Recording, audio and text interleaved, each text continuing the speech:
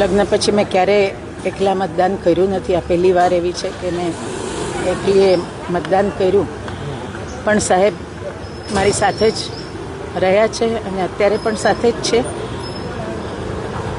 થોડુંક લોકોને અજુગતું લાગતું હોય પણ મનથી મને ખાતરી છે કે સાહેબ મારી સાથે જ છે. આજે પણ રાજકોટ ભૂલી નથી શક્યું સાહેબને, ત્યારે ખાસ સાહેબ ગોત તો આ મહાપર્વની ઉજવણી કંઈક અલગ જ જોવા મળે. લોકોમાં પણ અનેરો ઉત્સાહ જોવા મળતો હતો. આજે પણ લોકો સાહેબને યાદ કરી રહ્યા છે. શું કહેશો?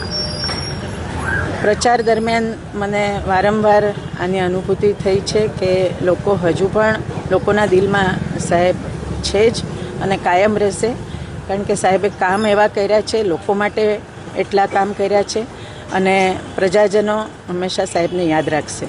શું કહેશો? 72 સીટ પર ભાજપની વિજય? 100%, 110% સાહેબ એમ કહેતા એ મને યાદ આવે છે કે 110% ભારતીય જનતા પાર્ટીના 72 કમળ ખીલીને કોર્પોરેશનમાં જશે.